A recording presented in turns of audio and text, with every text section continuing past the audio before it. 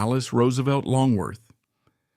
The name itself conjures images of an era long past, a time of grandiosity and societal strictures. Yet within that gilded cage there lived a woman who consistently shattered expectations, a force of nature who carved her own audacious path.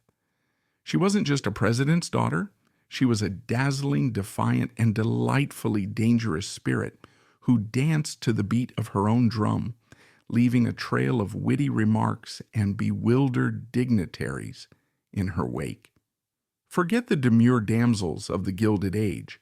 Alice was the original it girl, decades before the term was even coined, and her story is far richer and more complex than the scandalous headlines she so often created.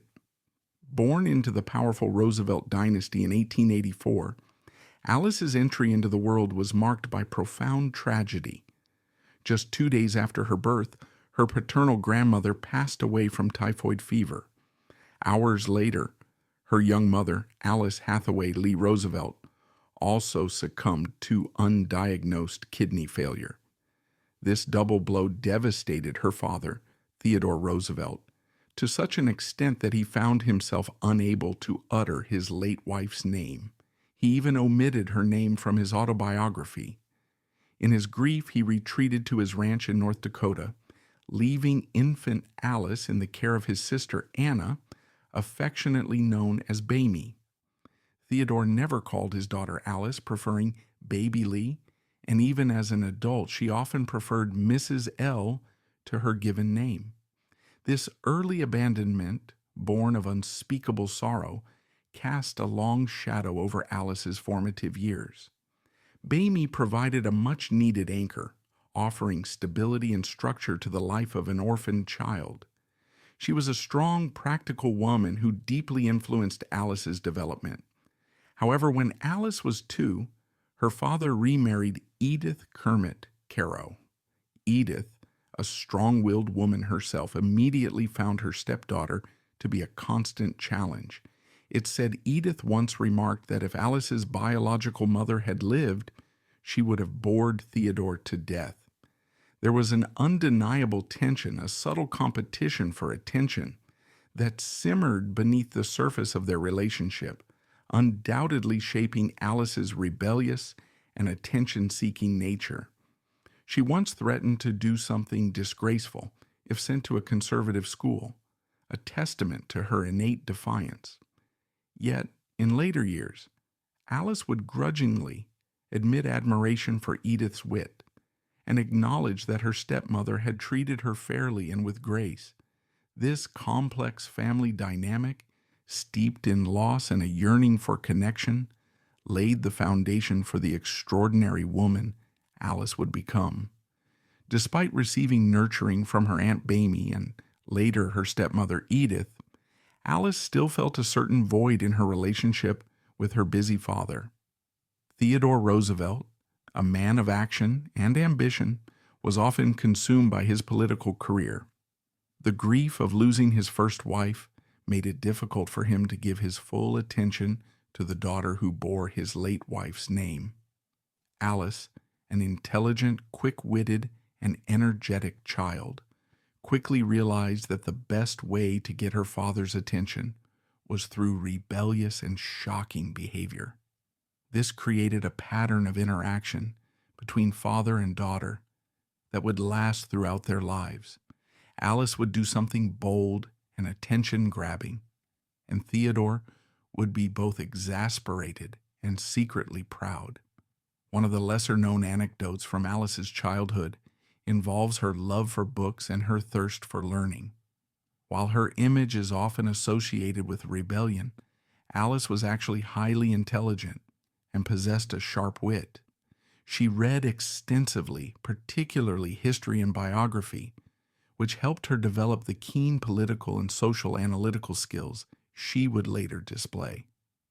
The lack of a formal, rigid educational environment, replaced by relative freedom in choosing her studies and lifestyle, may have contributed to her developing an independent mindset, unconstrained by rigid rules. This is a crucial detail, as it shows that Alice wasn't just an impulsive renegade, but also a person of intellectual depth, though often overshadowed by her extravagant facade. When her father ascended to the presidency in 1901 following William McKinley's assassination, a 17-year-old Alice embraced the shift with unmitigated glee. The White House became her playground, and she, its captivating, unconventional star. She became an instant celebrity and a fashion icon. At her 1902 social debut, she donned an Alice blue gown, sparking a color trend and inspiring a popular song. The American public, charmed by her youthful exuberance, affectionately dubbed her Princess Alice. But this princess was no porcelain doll. Alice reveled in shattering the rigid social norms of the era. She smoked cigarettes in public, rode in cars with men unchaperoned, partied late into the night, and even kept a pet snake named Emily Spinach in the White House. The Parisian press breathlessly reported that in a mere 15 months she had attended 407 dinners, 350 dances, and 300 parties. She was also known for her mischievous pranks, once placing a thumbtack on a gentleman's seat in the House of Representatives, causing him to leap up in pain. Her relationship with her father, the powerful President Theodore Roosevelt, was a fascinating dance of affection and exasperation. Alice frequently meddled in his affairs, offering unsolicited political advice. On one memorable occasion, after Alice had interrupted him 3 times, President Roosevelt exasperatedly told a friend, "I can either run the country or I can attend to Alice, but I cannot possibly do both." Yet, despite his frustrations, he clearly adored her, perhaps seeing a kindred spirit in her audacious independence. Once, a government official complained to Theodore about Alice's rebellious behavior. Theodore merely shrugged and said, "I can control Alice or I can be President of the United States. I cannot possibly do both." This remark, though somewhat humorous, shows his tacit acceptance of his daughter's unique personality. One of the truly untold stories from this period involves a small incident that reveals much about Alice. During a high-level reception at the White House, as an important foreign delegation was being introduced, Alice deliberately ignored protocol and instead began chatting animatedly with a group of reporters. When her father reminded her of her lack of decorum, Alice responded directly, "I'm just doing what you taught me, Papa. You always told me that the truth is the most important thing." Theodore, who always emphasized truth and honesty in everything, couldn't contradict her words, though he was displeased with the timing and manner in which Alice chose to apply his lesson. This event, though minor, shows that Alice wasn't just rebellious for the sake of it, but also possessed a sharp intellect and the ability to leverage others' principles to achieve her own ends, or at least to cause disruption with purpose. She understood her father well, understood his values, and didn't hesitate to use them as a tool. In 1905, Alice embarked on a diplomatic mission that cemented her legend. Accompanying her father's Secretary of War, William Howard Taft, she led an American delegation to Japan, Hawaii, China, the Philippines, and Korea. It was during this epic journey that Alice pulled off one of her most infamous stunts, jumping into the ship's swimming pool fully clothed, then daring a congressman to join her. She remained utterly unrepentant, later quipping that it would have been far worse had she taken her clothes off. This incident, widely reported, perfectly encapsulated her fearless disregard for convention. This wasn't just an impulsive act, it was a statement. Alice wasn't merely challenging social rules, but also the seriousness and rigidity of politics and diplomacy. She added an element of surprise and unpredictable spark to a world full of etiquette and regulations. In December 1905, Alice became engaged to Nicholas Longworth III, a Republican congressman from Ohio, 14 years her senior, and a well-known Washington, D.C. playboy. Their courtship deepened during the royal tour, and their wedding in February 1906 was the social event of the season, attracting over 1,000 guests. Alice, ever the individualist, wore an Alice blue wedding dress and cut the cake with a sword, borrowed from a military aide. This wedding wasn't just a social event. It was a public declaration of Alice's uniqueness. Even on her big day, she refused to conform to tradition, choosing a blue dress instead of the conventional white and adding the dramatic detail of cutting the cake with a sword. However, their marriage was far from a fairy tale. In 1912, Alice publicly campaigned for her father in the presidential election, despite her husband's loyalty to William Howard Taft. She even appeared on stage with her father's vice presidential candidate in Longworth's own district. When Longworth lost his re-election bid, Alice famously joked that she was the cause of his defeat, a quip that created a permanent chill in their marriage. This incident wasn't just a joke. It demonstrated Alice's lack of respect for her husband's political career and her prioritization of her father. It was an irreparable crack in their relationship, showing that even if she seemed indifferent to consequences, her actions had a profound impact on those closest to her.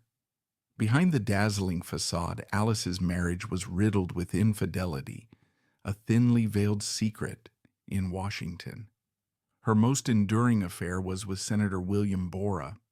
Alice's diaries, revealed years later, confirmed that Borah was the father of her only child, Paulina Longworth, born in 1925. Alice, with her famously brilliantly malicious wit, initially wanted to name her daughter Deborah, a thinly veiled nod to Deborah. Paulina was even given the nickname Aurora Borealis by those in the know. This deeply personal revelation, a hidden chapter in her flamboyant life, offers a glimpse into the complexities of her private world, a world where the lines between public persona and personal desire blurred. The story of Paulina and her biological father is one of the most emotionally charged aspects of Alice's life. Although Alice often maintained an aloof demeanor, her decision to keep Paulina's paternity a secret for decades reveals an underlying protectiveness towards her daughter and her clandestine lover. Naming her daughter with such an elusive meaning also shows a mischievous yet risky side of Alice. The truth about Paulina wasn't just a scandal, it was a personal tragedy. Paulina grew up in an environment where her legal father was not her biological one, and her relationship with Alice was not easy. Alice, who perhaps did not receive enough affection from her own father, found it difficult to express affection to her daughter. This created a painful cycle of emotional deprivation, a recurring theme in the lives of the women in the Roosevelt family. When the Roosevelts left the White House, Alice, in a mischievous act of defiance, buried a voodoo doll of the incoming First Lady, Nellie Taft, in the front yard. This playful yet pointed gesture foreshadowed her ongoing, often adversarial relationship with subsequent administrations. The White House, under both Taft and later Woodrow Wilson, after she told a crude joke about him, famously barred her from its grounds. This action shows that Alice never succumbed to power or convention. She was not one to back down or hide her displeasure. The Great Depression saw Alice's fortune dwindle, but never one to shy away from unconventional solutions. She appeared in cigarette advertisements to make ends meet. She also published her autobiography, Crowded Hours, which became a bestseller and garnered critical acclaim, proving her sharp wit extended beyond mere conversation. The fact that a woman of her social standing, The daughter of a former president would appear in cigarette advertisements was unprecedented at the time. This not only demonstrated Alice's pragmatism, but also her disdain for social norms and her willingness to do whatever it took to support herself. Her book, more than just a memoir, was a manifesto of her unique life, an insider's view of the political and social world she had dominated. Alice's influence on the political landscape, even after her father's presidency, was undeniable. She wielded her sharp tongue as a weapon, dissecting politicians with devastating precision. She famously lampooned Republican presidential candidate Wendell Willkie in 1940, remarking that his support came from the grassroots of 10,000 country clubs. Her pronouncements were often shocking, as when she declared she would rather vote for Hitler than for Franklin D. Roosevelt for a third term. She effectively derailed Thomas Dewey, Franklin D. Roosevelt's cousin's opponent in 1944, by comparing him to the bridegroom on the wedding cake, a visual so potent it contributed to Dewey's 2 consecutive election losses. Alice's wit wasn't just limited to criticism. She also possessed the ability to see through the veneer of human nature and politics. She wasn't afraid to speak uncomfortable truths, and her remarks often left a profound impression. Her comment about Dewey is a perfect example of how she used powerful imagery to effectively undermine an opponent. She understood that in politics, sometimes a sharp quip is more potent than 1,000 speeches. Tragedy struck Alice's life again with the loss of her daughter. Paulina Longworth married Alexander McCormick Sturm and had a daughter, Joanna, in 1946. Alexander passed away in 1951, and in 1957 Paulina died from an overdose of sleeping pills. Alice, a woman who had often seemed emotionally detached from her own daughter, now found herself raising her granddaughter, Joanna.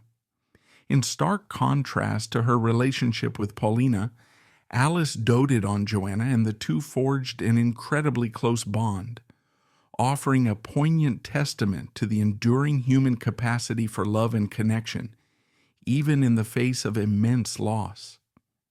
This unexpected tenderness revealed a deeper, more nurturing side to the often acerbic Alice, a side rarely glimpsed by the public. There's a touching story involving Joanna that few people know. After Paulina's death, Alice faced pressure from family and society to send Joanna to boarding school or have someone else raise her. However, Alice adamantly refused. She personally cared for Joanna despite her advancing age and declining health. She read to Joanna, took walks with her, and shared stories about the Roosevelt family. This shows that beneath her formidable exterior, Alice still possessed a heart capable of love and sacrifice, especially for her last remaining kin. The relationship between Alice and Joanna was a bright spot in her life, a redemption for the shortcomings in her relationship with Paulina, and a testament to love that transcends all barriers. Joanna later recounted that her grandmother, though sometimes difficult, was always a wonderful companion and taught her a great deal about life. Alice's political connections continued well into her later years. Despite not supporting John F. Kennedy in the 1960 election, she became captivated by the Kennedy family and developed a close, albeit sometimes strained, friendship with Robert F. Kennedy. Her bond with Richard Nixon was particularly noteworthy. She forged a genuine friendship with him during his time as vice president. Nixon was even a pallbearer at Paulina's funeral in 1957. Alice encouraged Nixon's return to politics and continued to invite him to her renowned dinner parties. Nixon reciprocated, inviting her to his first official White House dinner and his daughter's wedding. Alice continued to support Nixon in the 1968 and 1972 elections. When Nixon resigned due to Watergate, he famously quoted from Alice's diary, a move that reportedly infuriated her, showing that even her closest allies were not immune to her sharp criticism. She remained friendly with Nixon's successor, Gerald Ford, but famously refused to meet Jimmy Carter, finding him lacking in social grace. Alice's interactions with various presidents weren't merely social encounters. She was a shrewd political observer, and her remarks about leaders often contained brutal truths. She wasn't afraid to confront, to criticize, or to voice unpopular opinions. She was an independent voice, unburdened by party loyalty or timidity. This is what made her such a unique figure, both respected and feared by politicians and the public alike. In 1955, Alice suffered a fall that resulted in a broken hip. In 1956, she was diagnosed with breast cancer and underwent a successful mastectomy, though the disease recurred in 1970, requiring a second operation. Her resilience in the face of these health challenges, often endured privately, further underscores her remarkable strength of character. Even in her weakest moments, Alice maintained her dignity and resilience. She was not one to complain or seek pity. Alice Roosevelt Longworth passed away in her Embassy Row home on February 20th, 1980, 8 days after her 96th birthday, due to emphysema and pneumonia, compounded by other chronic illnesses. She was laid to rest at Rock Creek Cemetery in Washington, D.C. She held the distinction of being the longest-lived child of a U.S. president. Throughout her astonishing life, Alice met 16 U.S. presidents, a testament to her longevity and her enduring presence in the corridors of power. However, her legacy is not simply defined by her proximity to presidents, but by her own indomitable spirit.